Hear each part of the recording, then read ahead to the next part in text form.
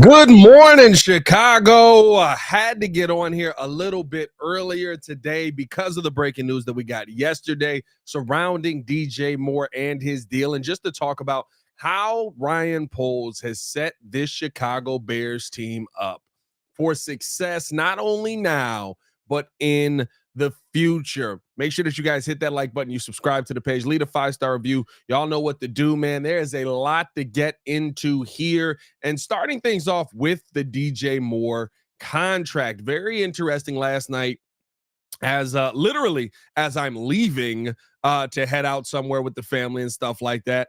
We get the news that DJ Moore ends up getting, of course, a 4-year, $110 million extension, ends up making a little bit of Bears history, NFL history, as well as somebody who has had his first 10 years of the NFL guaranteed with $82.6 million being guaranteed by the Chicago Bears. And here's my thing. Here's where I want to talk about this from. First off, you look at the DJ Moore deal and basically putting him just below, I believe, or just above, I should say, Cooper Kupp as far as contract wise for wide receivers right now. Still having him in that top 5 range right now, and paying a really, really great leader to stick around with this team.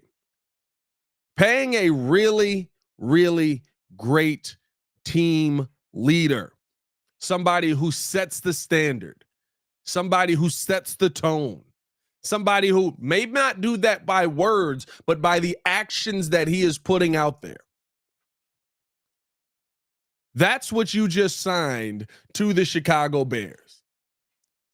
That's who you just put into a position to have continued success with this team. And that is something that you want to see from this Bears team overall, because you don't have a ton of players like that who you can just count on, who you can rely on, who you can trust. And now that you have that guy locked up for the next 4 years, the reason I talk about continued success is, what does he do to teach the other young guys? What does he do to help Caleb Williams? We've seen what DJ Moore is.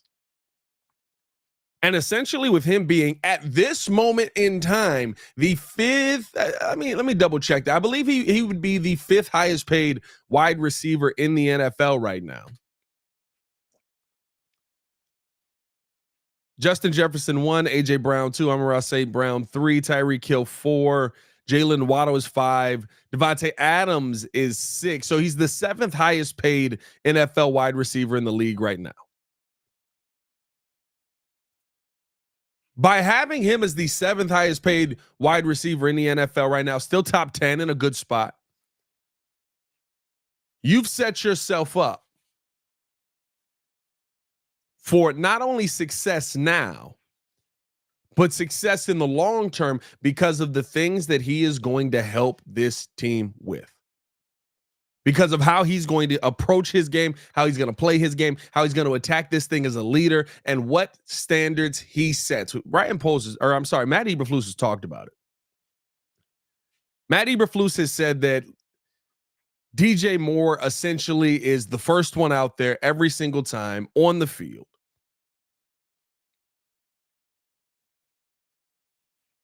And that he's the one who is always out there that the team looks to say how they should work, how they should approach the game, how they should attack their game, how they should go about it.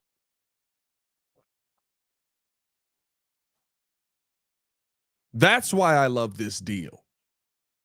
That's why I think this is a great signing for the Chicago Bears, and why I really am excited to see what this is going to mean for the Bears in the long term. By the way, if you're in here right now, hit that like button, subscribe to the page, leave a 5-star review. Y'all know what to do. Baki, what's good? Joshua said, got to be a pre-record. Not a pre-record today, my boy. We just up early. Dilly.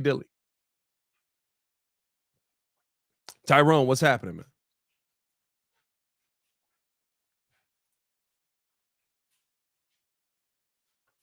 But to me, that's what this team needs. Kevin, what's happening, my guy? That's what this team needs to be successful in the long term. Those are the conversations that this Bears team hasn't been a part of for how many years now.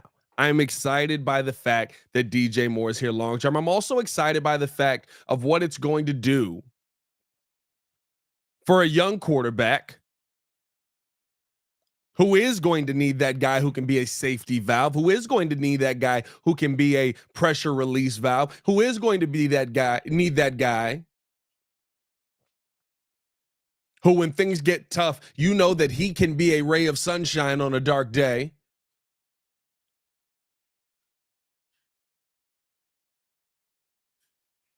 These are the things that you like to see a GM do. These are the ways that you set a quarterback up for success. And it's something that, as Bears fans, we haven't seen in this city. It's something that, as Bears fans, we haven't been able to be a part of.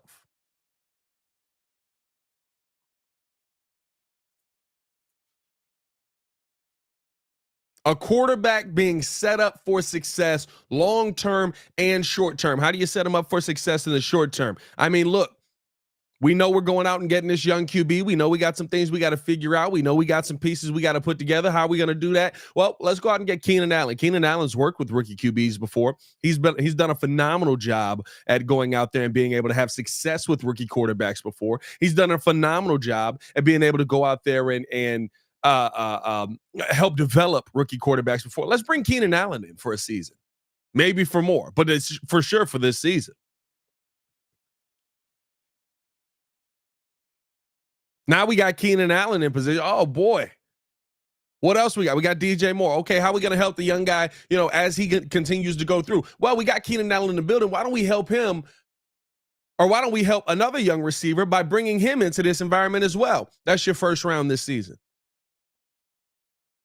Now, there's still some problems. There's still some questions that this team is going to have to address. Are there still some things that this Bears team as a whole are going to have to fix? Yeah, we talked about it yesterday. The offensive line is a major question for me.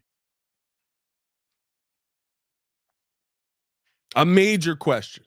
The center position is a major question for me.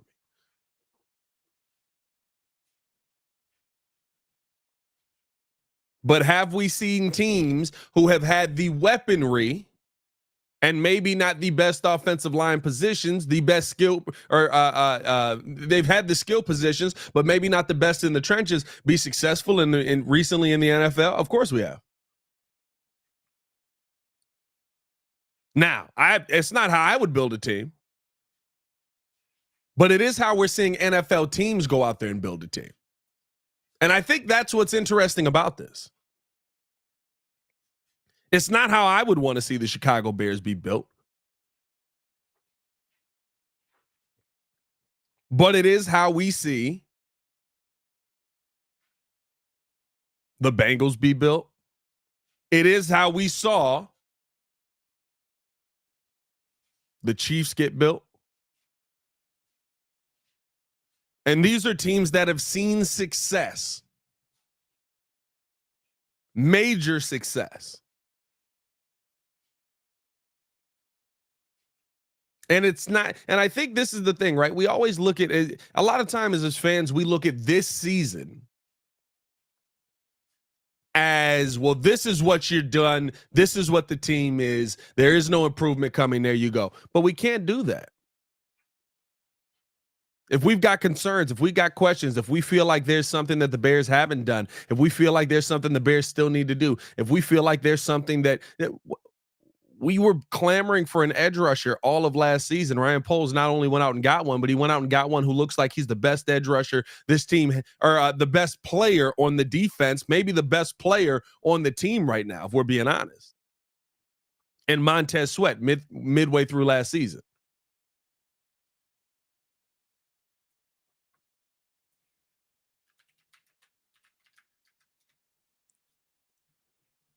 So we know that there are improvements that the Bears can still make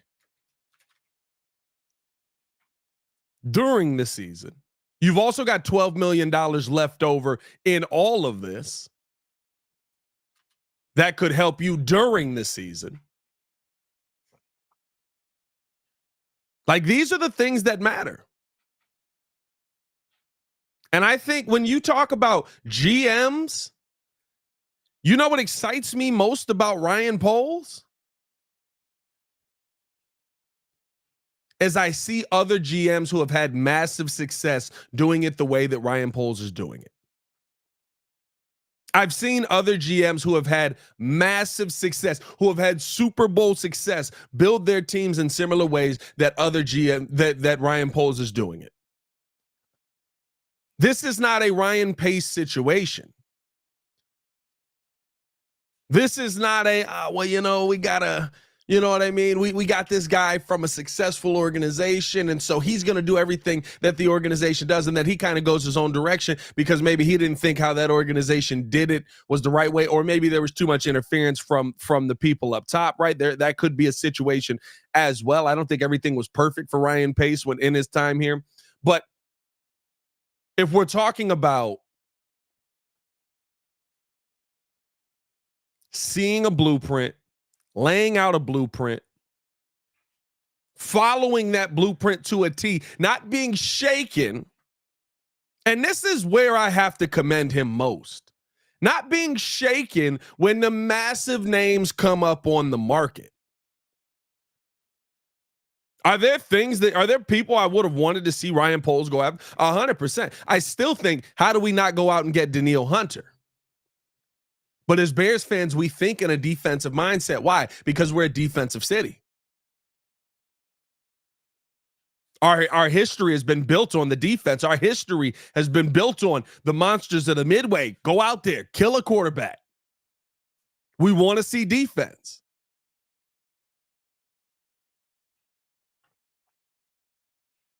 Go out there and dominate the QB because we want to see defense. We want to see interceptions. We want to see sacks. Hey, yo.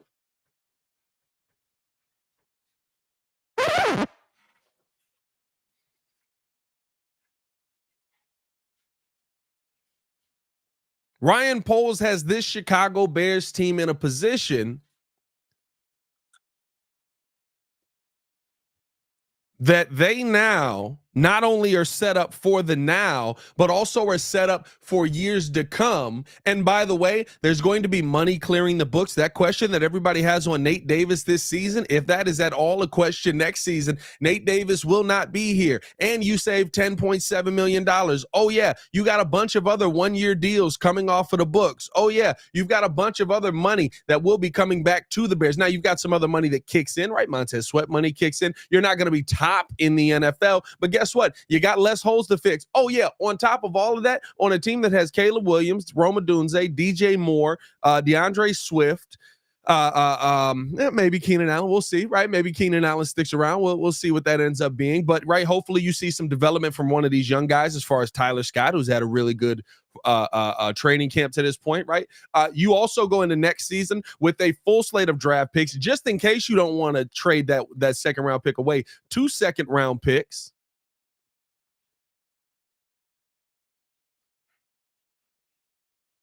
2 second round picks, one of them being the Carolina Panthers. That's going to be probably the first pick in that draft or that second round because they did not get better. I feel bad too because I really like Xavier Legette. Is it just me? I really like Xavier Legette. I feel bad that they did not get any better, bro.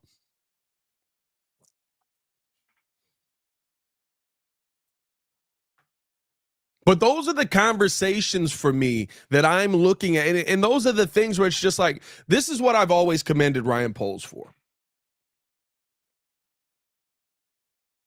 This is what I've always commended Ryan Poles for. Tell me the moment that it felt like Ryan Poles was backed up against a wall. Anybody in here? Tell me the moment that it felt like Ryan Poles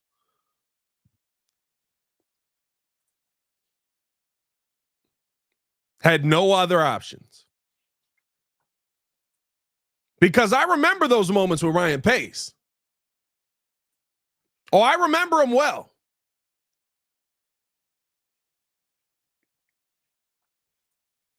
I remember those moments where we were sitting there going, oh, no. We've got no salary cap. What are we going to do? I remember those moments where I was sitting there like, nah, you risked it all. You swung for the fences for Khalil Mack. It didn't work. Now what do you do? Because you've got no money.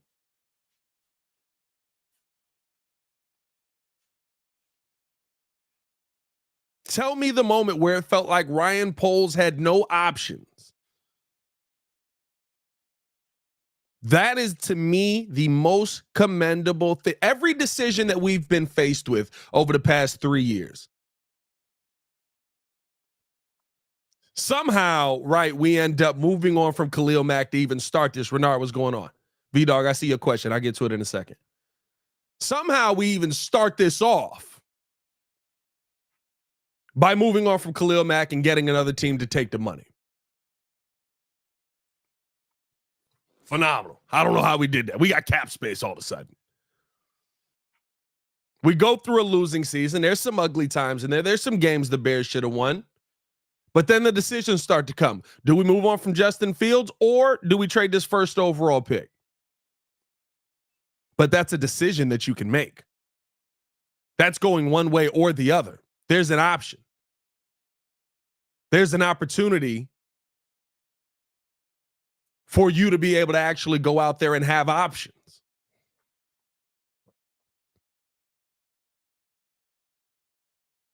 You choose trading the first overall pick. It brings you back so much that, heck, it brought you back the receiver you just paid. It gets you the first overall pick in the following season. Multiple draft picks that turn into players who are impact players on your team right now. And I've done a video on this on the channel. Go check it out over on the YouTube channel. It's talking about Ryan Poles and his 3 best trades. And I break down literally how all of these trades connect with one another.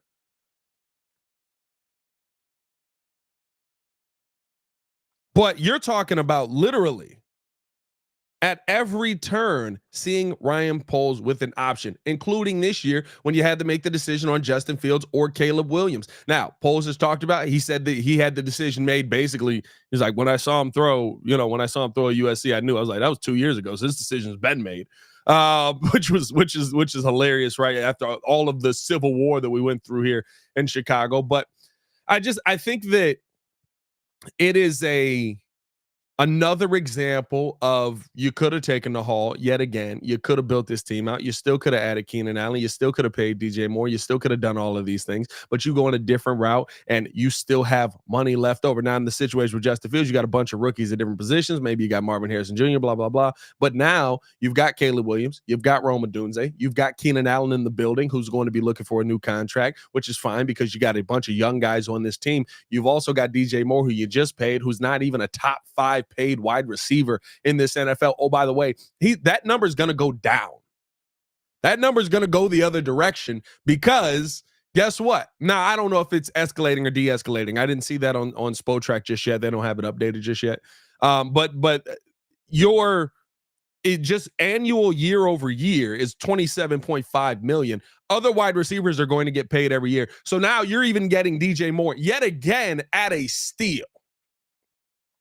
And it's probably because DJ's like, give me stability.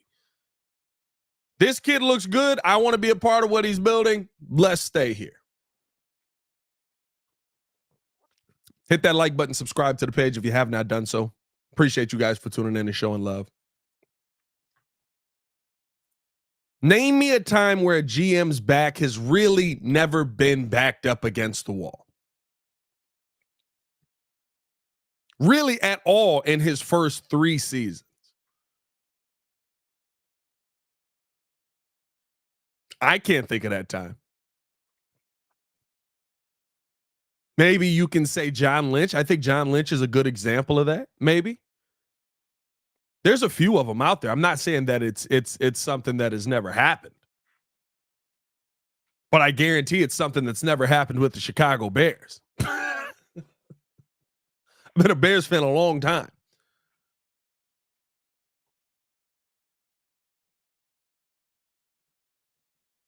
I guarantee it's something we've never gotten a chance to experience. Let me get to some of the questions in the chat. Appreciate y'all tuning in, showing love. Hit that like button, subscribe to the page, leave a 5-star review. Y'all know what to do. Let me know your thoughts on Ryan Poles and the job that he's done setting this Chicago Bears team up. Let me know your thoughts on the DJ Moore contract. Question, Pat, from what you can tell from your sources, because there's been different reports out there since the new regime has taken over. Is this completely is George complete? Oh, his show is George completely out of the way? Yeah. And George wants to be. Knowing George, meeting George, and I'm not saying I have like a phenomenal relationship with George. I've just met him a couple times, but he is a very down to earth guy. He is a very relaxed guy. He comes in, he's always around. He wants to be around the team. He wants to be around the fans. He enjoys his time there. Like those are the things about George. And so to me, the conversations around George, like wanting to interfere and stuff like that, and give George credit as Bears fans. This is the one thing that we don't do, especially with the owners in our city. Give George credit. We're really talking about one regime of bad, right? We're talking about one regime of like, wow, these guys sucked, and that was Ryan Pace, and he screwed up. He screwed up. The Ryan Pace regime was horrible. It never should have happened. You basically went out there and got a guy that, similar to Poles' situation, had no experience, had no plan, had no experience. Brian Poles had a plan, but also, right, came in basically a little bit hampered, and you were trying to do things the way that the family had done them before. And after one regime of that struggle, you literally went, this guy, this ain't the way to do business. I don't know what I'm doing. Literally announced to the world, I don't know what I'm doing. I am a football fan. I believe that's how George said it. I am a football fan. I am not a football evaluator. I will leave that to the football evaluators.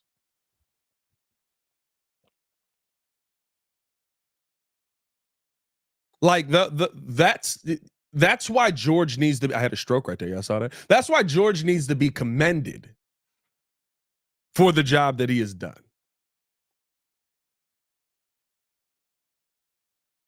That's why George needs to be commended for how quickly he's literally been able to turn things around and just get out of the way. And it's something I give him credit for, me personally. You're telling me you had a bad regime, you fired everybody, you got the right guy in there, and now all of a sudden it works? Listen, players screw up. That's how I think about it. Appreciate y'all tuning in, showing love. I see a lot of people sitting there talking about, dang, Pat, you early with this one. It's 5:23 a.m.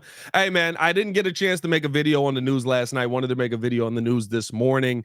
I also am we're gonna test some stuff out here. We're gonna test some stuff out here because some changes about to be made, especially some major changes that we got to announce that are going to be coming up. So maybe some early streams are going to be happening as well. So always stay tapped in with us. That's why you got to have that notification bell on. Although for Crimson said it's 5:23 where he at. So you might just be asleep, my guy. But we there's always the replay, baby. Make sure you tap in on the replay.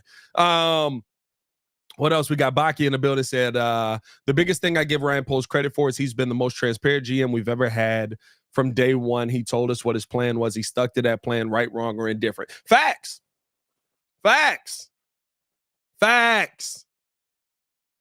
And I've disagreed with parts of it. And I think that's what I love about this. That's what I love about having Ryan Poles as a GM. He's fine with the disagreement. There are people in the building who have disagreed with parts of this plan. There are people in the building who have said, this isn't the direction I would have gone. But at the end of the day, you can't argue with the results. And guess what? How many GMs can we say that about?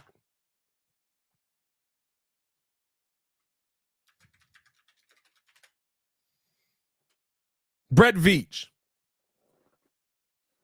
Brett Veach was looked at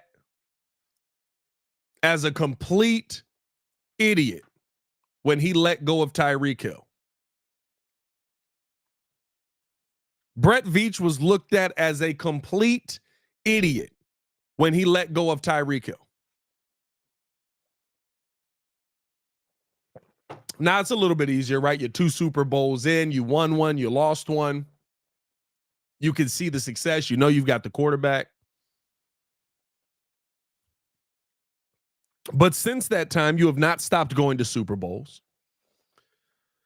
Since that time, you have not stopped winning Super Bowls. I'm sure there were very many people in that building who literally were like, I don't think you should get rid of Tyreek Hill, dog. He's arguably the best wide receiver in the NFL.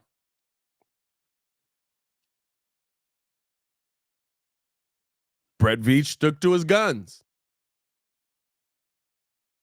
And guess what? You never stopped winning. And if we're being honest, you might have got possibly the next Tyreek Hill. We'll see what he ends up being with Pat Mahomes this season and stuff. And Xavier Worthy from the Buffalo Bills, wildest trade. I will never not laugh at that if this ends up turning into that.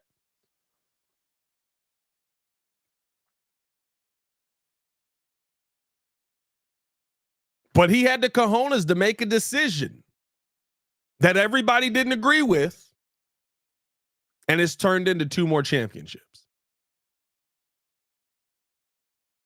So you tell me,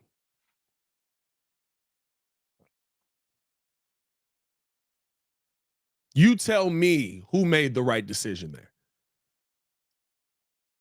That's why I'm willing to give Ryan Poles a lot of the benefit of the doubt, because of how he's gone about building these teams in a very similar way. Weapons first, trying to find offensive linemen. It ain't working. Ton of questions on the O-line. I'm not going to pretend like there's not.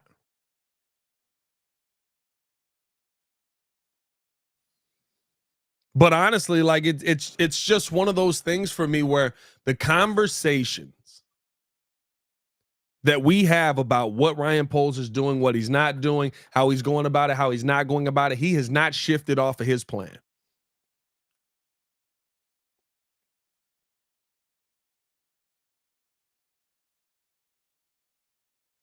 And his plan has not been derailed to this point. His plan has not been shaken to this point. To the point where when the big name, and this is the part I commend him for, because we saw how many GMs, right, see these names pop up, and you go after the biggest name on the market you can get. He's not swinging for the fences with every single move. He's not swinging for the fences to try and speed this thing up. He's not swinging for the fences to try and get a championship quicker. He says, we're going to build it the right way. He's got kind of like almost my grandfather's mentality with everything. You know what I mean? Like my grandfather used to be like, you do the job right the first time, you don't have to look at it again for 20 years.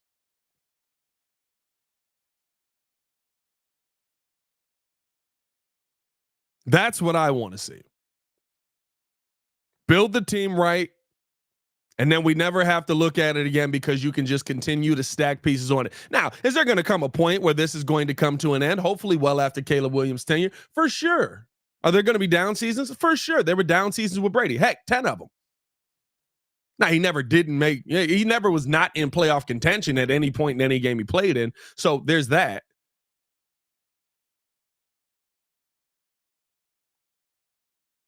But I look at this as how things are set up. You can't really feel poorly about how this team is being built. And it still feels like, and by the way, with everything we have, understand this: Montez Sweat, DJ Moore, Keenan Allen, DeAndre Swift, Caleb Williams, Rome Odunze, heck, Khalil Herbert is still a part of this team. Phenomenal weapon. Roshan Johnson, I should say, right? You add all these people. Kevin Byard, you add him in free agency. You add all these people. You got Jalen Johnson under contract. You've got 3 promising DBs in Tyler Gordon, Tyreek Stevenson, and Jaquan Brisker. You got all these things, and you got $12 million left over that you can still go spend. Excuse me, what? What'd you say? There's money left over. Money left over for what? If you want to go get, Connor Williams, you could do that. Excuse me, huh? Now there's going to be down moments. Listen, the decision I still I'm not going to say I disagree with moving on from Roquan Smith, but the decision that I still disagree with from him is how he set up the contract, or how it was reported that he set up the contract for Roquan Smith. I disagree with that. You know what I don't disagree with, though? Going out for what you would have paid Roquan Smith and getting 2 really good linebackers.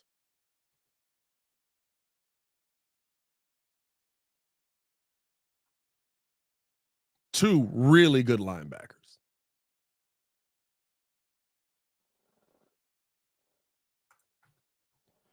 Crimson in the building said 2.94 win-loss percentage so far. I'm sorry, but we need more. Hopefully things change this year. Well, I hear you, Crimson. I understand your skepticism, your hesitancy. I understand that, by the way, on an early morning stream. Over honey in a chat. 59 over on the Twitter side, 50 on the YouTube side. Shout out to y'all. I understand you being skeptical of when the wins are going to come. But your statement of a win-loss percentage ignores what the plan was.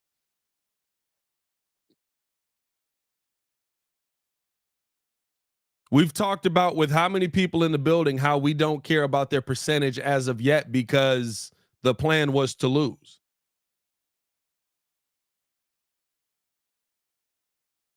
Your plan was to lose more than just 3 games in the first season, but 14 games in the first season, but it didn't work out that way.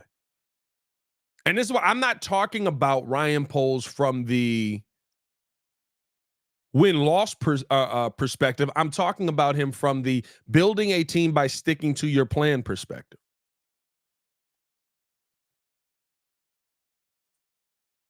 He stuck to his guns. He stuck to his plan.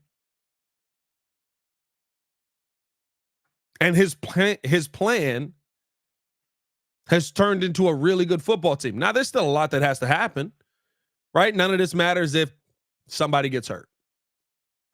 None of this matters if you lose a major piece. None of this matters if, right? Like there's still the elements of playing the game.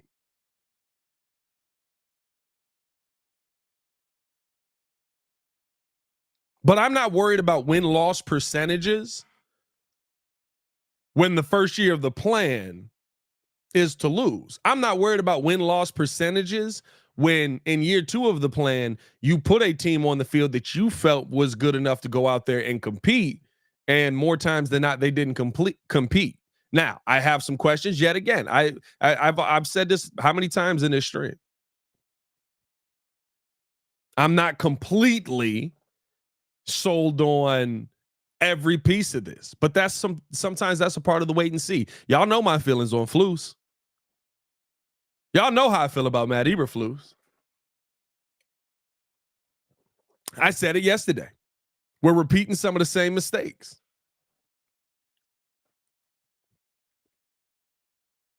But that's on the actual coaches and the team to go out there and do. That has nothing to do with Ryan Poles putting a team together that should be successful. You still got to play the games. On paper, you built a successful team. And I don't think anybody would question that. Now, you do have to go out there and play the games, but I'm just talking about sticking to the plan and putting your team in a position to be successful. That's all a GM can do. The GM can't go out and play. The GM can't go out there and stay healthy. The GM can't, and I would rather have a GM that's building it this way than somebody who built it in what we've seen in previous ways.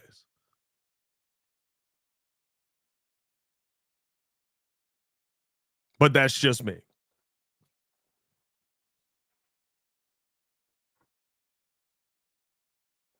Let me know your thoughts in the comments below. Hit that like button, subscribe to the page if you have not done so. Leave a 5-star review. Y'all know what to do. Mornings may be something new that we test out, man. Mornings may be something new that we test out. Went live this morning at 7. Appreciate you guys for tuning in and rocking with us. Always have a good time when it's just me and the audience on here, when I just get to talk back and forth with you guys. This all comes up because of the DJ Moore conversation and how things have been set up for a very young quarterback. And I think that's the other thing for me. I've said this a couple of times on this show as well. I've said it on the Chicago Bears podcast as well. I wish we were getting a chance to see it this weekend as I'm getting ready to drive down to Canton in a little bit. I'll be heading down there. I'm going to finish this stream, going to go get some stuff done for the car, and then I'm heading down to Canton.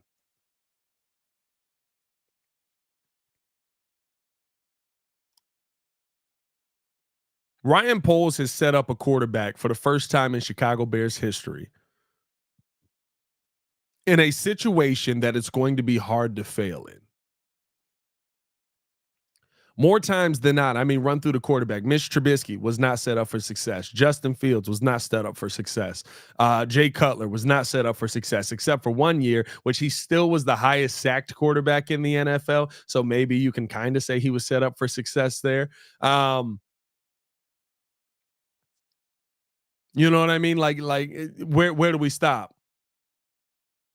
Rex Grossman was kind of set up for success. Rex Grossman just wasn't very good.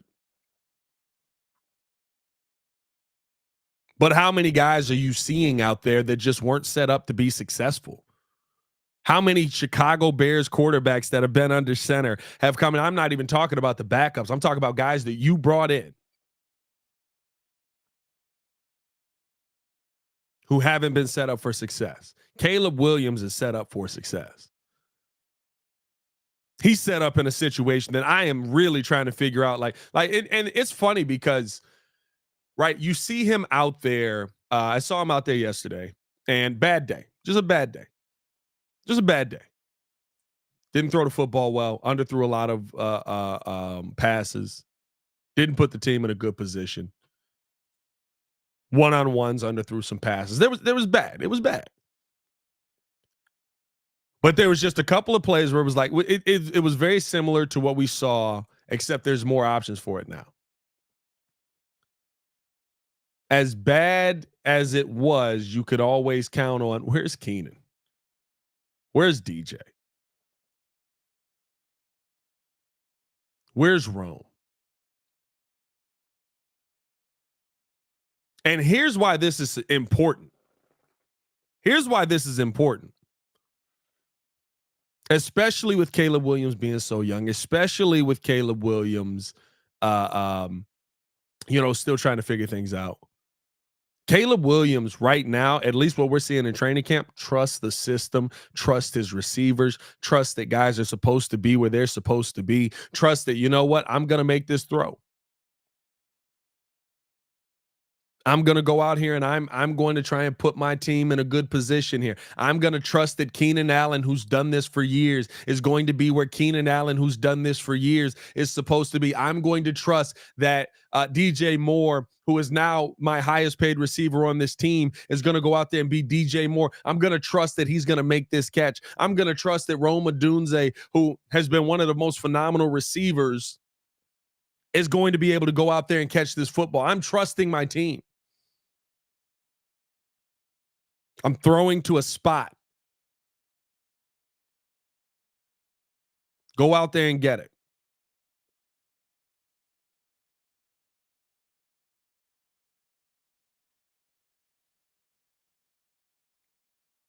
That, to me, is something that we haven't seen here.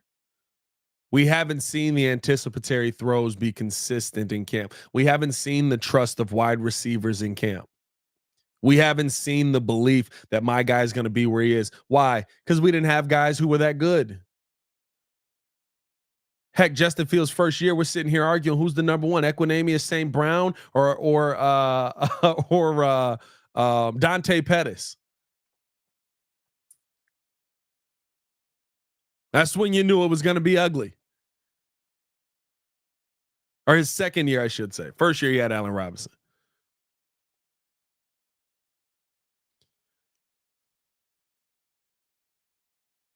Like there was this, right? Like, or I guess Darnell Mooney as well.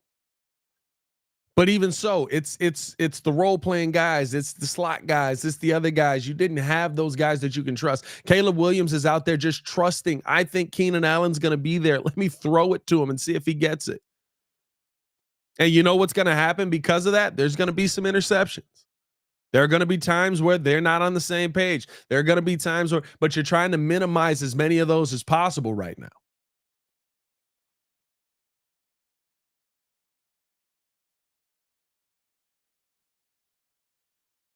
You're trying to minimize those moments as much as you can right now.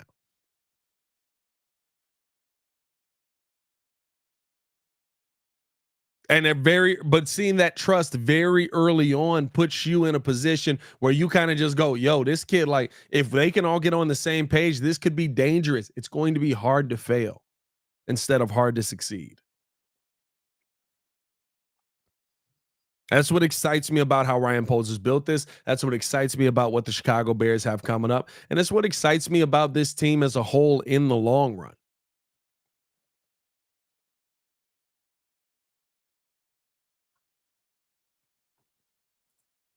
I believe you have a football team that trusts what the process is and is willing to work through that process with the people that you currently have in place. And I give Ryan, here's another spot you got to give Ryan Poles credit on, right? My biggest question has been what this entire time is Matt Eberflus. My biggest question has been Matt Eberflus. The entire time. Why? I said it yesterday. He don't learn from his lessons. He doesn't learn. He doesn't learn from the things that we've seen before. He doesn't learn from the lessons that happen in week 4 because he makes the same mistake in week 8 or week 11, right? He doesn't learn from the lessons that happen in week 16 because he makes the same mistake in week 18. He doesn't learn from his lessons. That scares me.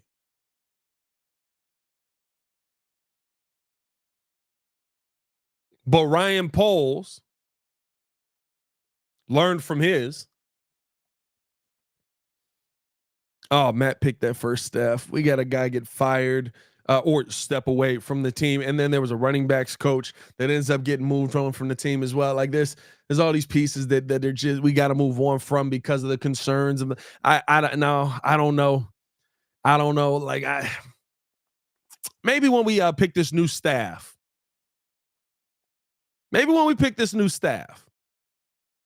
I'll pick it. Maybe when we pick this new staff, just like with the young quarterback, we'll insulate Flus. Let's go out there and get the offensive mind. Let's get the guy that's going to back up that offensive mind because I think this guy's going to be really good. And so we're going to need somebody else to step in when Shane Waldron eventually ends up getting a head coaching job. So we're going to go out and we're going to get Thomas Brown as well. Let's also go get Eric Washington to help Flus with some of the things that he struggled with last season. By the way, none of these guys have any connection to Flus, right? But let's also go out and get Eric Washington and put him in a DC position so that he can look ahead. Let's make sure that Flus can focus on DC head coach. Let's make sure that he can do that because that's kind of where he needs to focus right now for him to improve. Not only is Ryan Poles making it difficult for Caleb to fail, but he's put a staff around Flus that kind of makes it tough for Matt Eberflus to fail.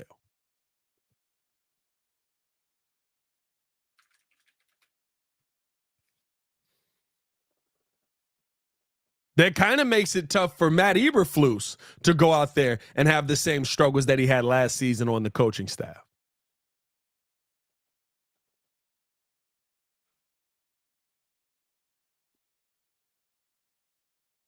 That to me is top tier GMing. It's about building the team. But it's also about making sure you have the best coaching staff in place that you can have.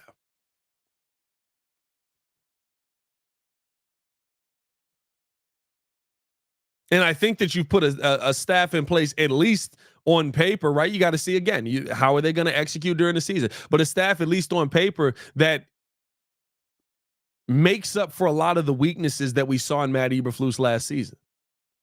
A staff, at least on paper, that is willing to go, hey, like I don't think that's the best move here offensively.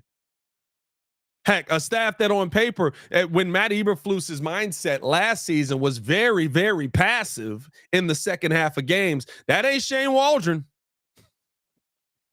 We're going to be asking for Shane to be a little more passive by the second half of the season.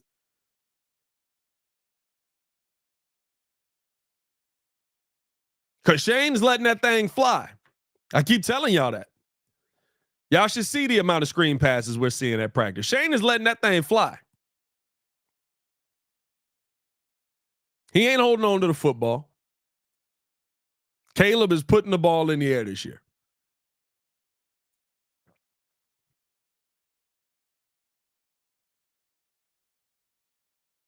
But there's something to be said about a GM that can recognize the weaknesses, not just on the team, but on the coaching staff as well, and say, you know what, we need to implement this, and this as we move forward as a team. Now, I'm sure Flus was a part of those conversations. I'm sure Flus was in on those conversations. I'm sure that he okayed a lot of the hires that were made, but make no mistake, when you look at this coaching staff, there are no connections to Matt Eberflus. But there are a lot of connections to the weaknesses that Matt Eberflus has as a head coach at this moment, and why you can see those things improve by putting a good staff around a guy, which is okay. We sit here and we act like that's not normal. Right? How many championships are not just because of Bill Belichick, but also because of Josh McDaniels?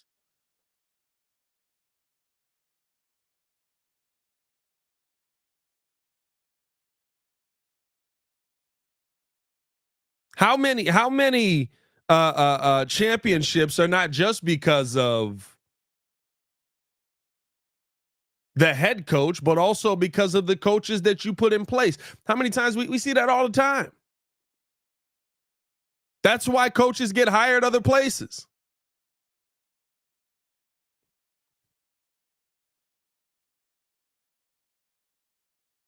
And yeah, I'm sure there's some involvement there, but that these aren't all Matt Eberflus guys based on the names that are there. And that's okay. And that's how that's the smart way to do this, because if you want Flus to be a good head coach, he has to have certain things taken off his plate, just like the quarterback, your young quarterback. Make certain decisions easy. And I think that's what we've seen Ryan Poles do. And that's why I'm excited about where this Bears team is at. Hey, man, I'm going to get up out of here. I appreciate you guys tapping in with us early in the morning, man. Over 100 in this mug early in the morning. I appreciate you guys rocking with your boy. As always, hit that like button, subscribe to the page, leave a 5-star review. Y'all know what to do. Hit the retweet button over on Twitter if you're over there as well. If you are not in the Discord, make sure that you jump in the Discord. Because we always have stuff in the Discord that is going to be coming out. We're always dropping content. I am getting ready to head out to Canton. So if you're out in Canton, hit your boy up. Let me know if I'm going to be at some bars out there. I'll be tweeting out where I'm at, stuff like that. So stay tapped in with us. And I hope to see you guys down there as well for the Hall of Fame and all of that. Hit that like button, subscribe to the page, leave a 5-star review. Y'all know what to do. As always, man, it's your boy, Pat the Designer, back at it again. How many days away are we, Crimson? How many days away are we? We Crimson keeping us up to date with how many days we are away. We are going to find out in 39 days, folks. Shout out Crimson. 39 days away from the start of the season. It's your boy, Pat the